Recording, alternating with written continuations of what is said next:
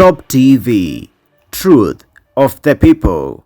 Hello there and welcome back to Truth in Politics with me, Brenda Keegan. And on today's episode, we have been joined by Matthew Wasonga, a political analyst. We want to discuss and know what is happening in our political world. Karibu sana Mr. Matthew Wasonga. Asante sana Keegan. Nimefurahi kwa na nyinyi tena leo. Tuongee mawili machache venye nchi inaendelea. Mengi may happen tangu the last interview we had.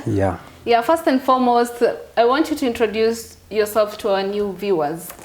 Okay, to our viewers, my name's Wasonga Matthew, a political analyst and strategist based in Rongai. Okay. Yes. Let's get straight into it. Yes. Let's talk about the recent demonstrations.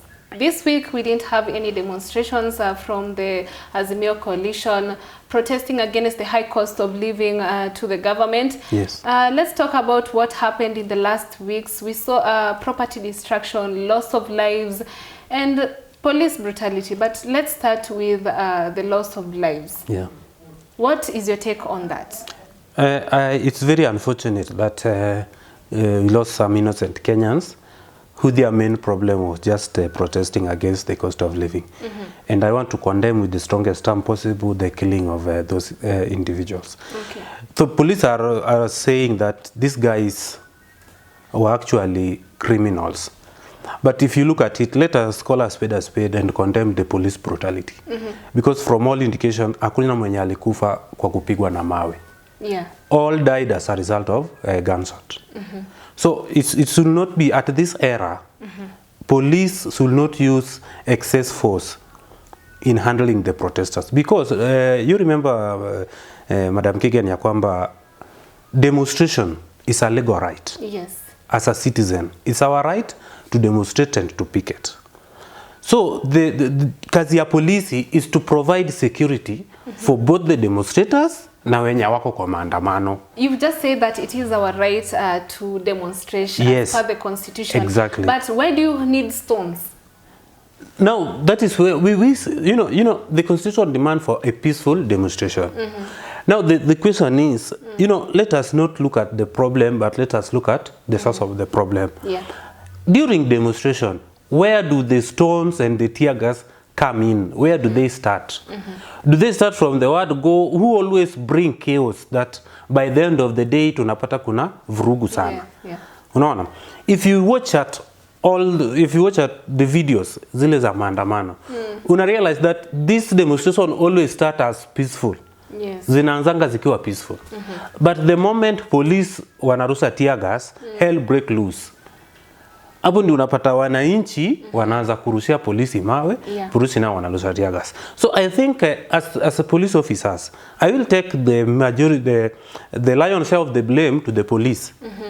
Because these are trained individuals, they are trained personnel. Yes. They should know how to handle crowd, and they should even know how to handle the rowdiness in the crowd, without hindering the innocent people.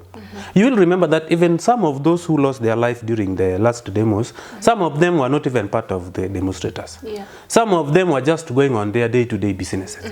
Which also the government did say is that hii maandamano is not part of the government program. Kama wewe ni mwanabiashara, fungua biashara yako, endelea na biashara yako. But those wenye walifungua biashara yao, wengine waliuawa na polisi. Some are even nursing gun wounds.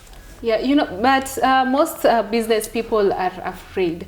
Yes. When we talk to most of them, unapata mtu anasema, I can't open my business because there was a time demonstration ili happen and so many shops were broken into. Yes. Vitu zikaibiwa until hata tuko na supermarket. Exactly. So, hii demonstration, is it peaceful?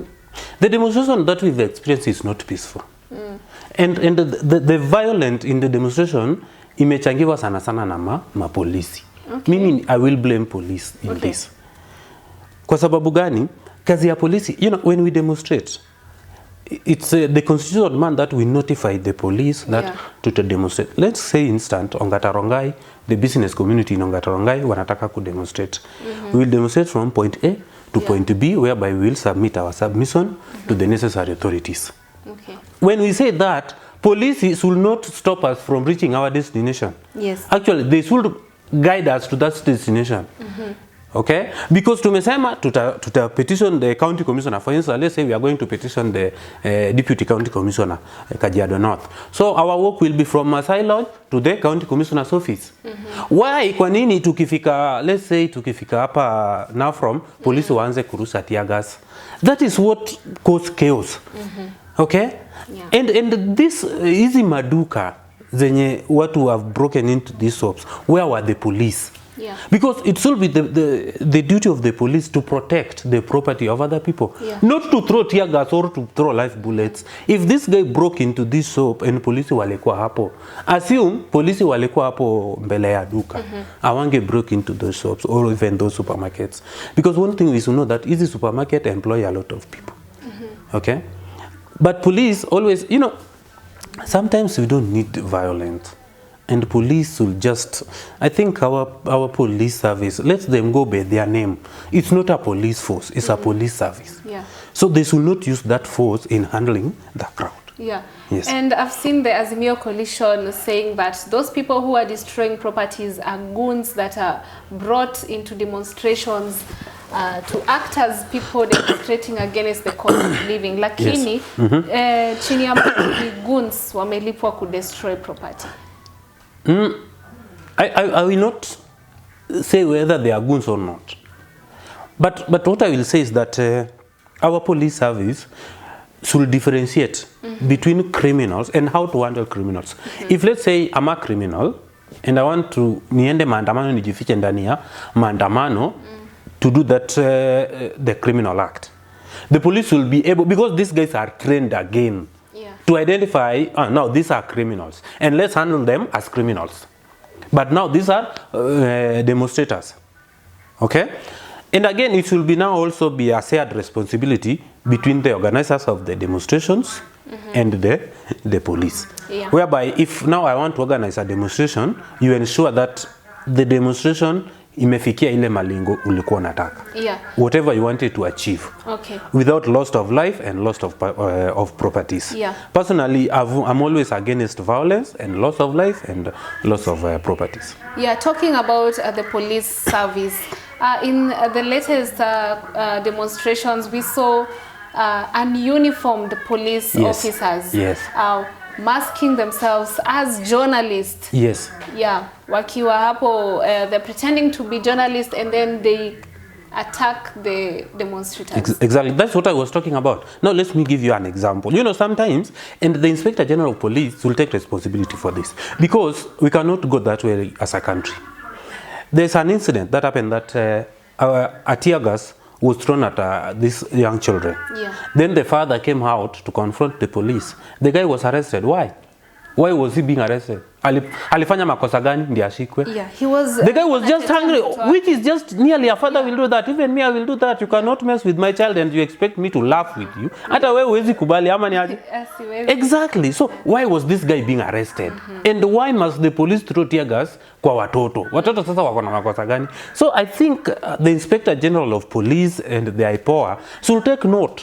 So that even within the police service, within the police, if there are some wrong police officers, then they should not be allowed to taint the name of the National Police Service. Let them be relieved of their duty. Yeah. Or let them be treated like criminals, because we cannot have criminals within the police department. When a police officer disguised as a journalist, now how do we even want the public even to trust the media and the journalist? Okay. Yeah? So how? Because mtu anakuja ni kama ni cameraman, kumbe ni polisi. And he go about doing all manner of things. Ununiformed. Okay? Hata hana uniform. Unanielewa? So the National Police Service, through the Inspector General of Police and the IPOA, will take note of this and try to clean the police service. Yeah. Yeah. Okay. Yesterday we saw a tweet from the President, His Excellency William Samoei Ruto. He was addressing the Azimio coalition leader Raila Amolo Odinga, akisema he's going to Tanzania, but when he comes, he is open for discussion. And Raila Odinga received that not lightly. Alisema it is not appropriate for him to reach out through social media. Angeweza kumpigia kona namba yake. What do you think about that? One thing I want to say that apart from the political differences, I believe these guys are friends. Yeah. And let nobody fight over politician. Politicians are friends. They are just like actors. You know, we can be actors. On the screen, we are enemies. Behind the scene, we are friends. That's more like politicians. Because if you look at all these guys from President Ruto, Raila Odinga, or Uhuru, in one way or another, they've worked together for a common goal. Yeah. So when Raila said, what I want to plead with these two leaders, because they are statesmen, they can sit down as leaders and talk. Okay, they can sit down at their own level, even as friends, and talk. So because now, if you look at what the country need now, we need solutions. We don't need more problem. Yeah. The cost, it's true, the cost of living is too high, and at this point of time, we need solutions. We don't need side source. We don't need blame games. We don't need problem. The only thing I can tell the president is that you are the president of the Republic of Kenya. You are a symbol of national unity. And you are the father of the nation, as it is now. So it's good for you to try and bring peace in your country. Yeah. Yes. Yeah, I want us to talk about, we saw police force being withdrawn from Mama Ngina. Yeah. Yeah, what do you think about that? Was it right? No, it was not. It was not right. You know, Mama Ngina Kenyatta is the first lady of the Republic of Kenya. And not just being that, the first lady is the wife to the founding president, the late Jomo Kenyatta. So I think by right, you know, giving security to Mama Ngina Kenyatta or the former president Uhuru Kenyatta is not something, I don't know how to put it. It's not something that the government is doing out of sympathy or what. It's something that it's by the constitution. Okay, they are entitled to security from the government. Okay, so withdrawing such security, we expect the minister, the Interior Ministry, to give us explanation as to why. Okay. Yeah. Yeah, so finally tumemalizia, and we have come to the end of our discussion here. Keep it locked at Top TV, Truth in Politics, where we bring you what is happening in our political world. We bring our various political leaders right here in this seat to discuss politics. My name is Brenda Keegan, and I'm going to see you on the next episode.